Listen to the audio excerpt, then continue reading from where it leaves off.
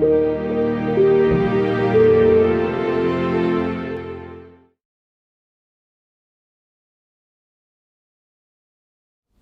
first glance, the differences between the two candidates for President of the United States in 2012, Barack Obama and Mitt Romney, are striking.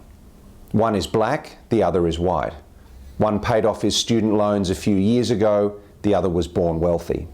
One was formerly a community organiser, the other was a management consultant and private equity executive. Each candidate is doing his best to emphasise his differences from the other, and most commentators have drawn sharp distinctions between the two candidates on foreign policy. Global perceptions of the two men are also noticeably different. Most of the Western world, including most Australians, want Obama to win. In truth, however, the foreign policy similarities between the two men are more striking than the differences.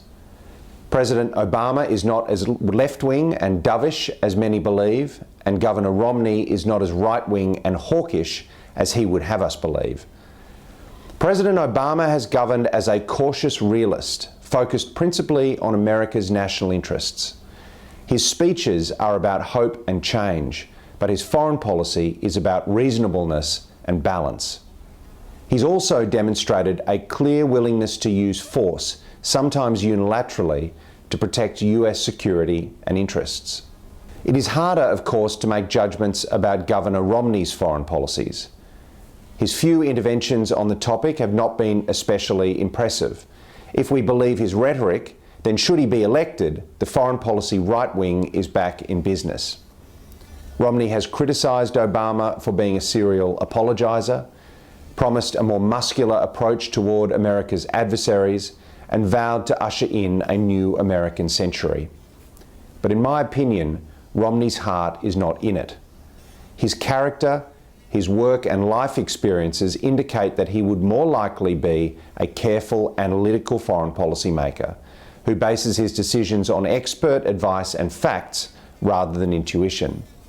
Like Obama, Romney is a cautious, data-driven figure. He thinks with his head, not with his gut.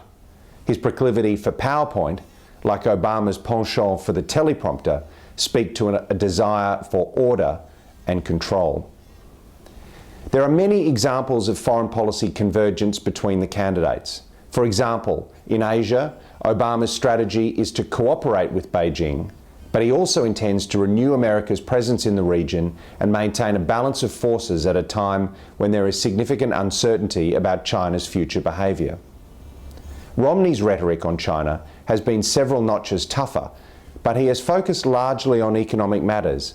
I find it hard to imagine him buying into a clash of civilizations with China or muscling up to Beijing in a provocative manner. A continuation of the Obama approach seems more likely. When it comes to Iran, Obama started off trying to engage the mullahs, but quickly toughened his policy to encompass a strong sanctions regime and covert and cyber campaigns to slow the nuclear program. Romney has been critical of Obama's approach and described the leadership in Tehran as unalloyed evil, but his stated policy is not noticeably different.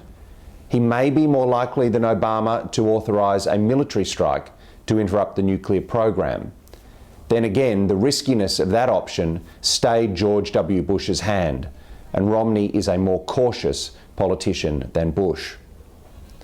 There are, of course, many foreign policy differences between the two men, for example, on issues like Russia, Israel, and the United Nations. But the policy differences are less than is generally believed. To me, the most important contrast lies in their foreign policy experience. Obama has grown in office to become a skillful and effective commander-in-chief. If Romney were elected, he would have his own learning curve to climb. The biggest question mark concerns personnel.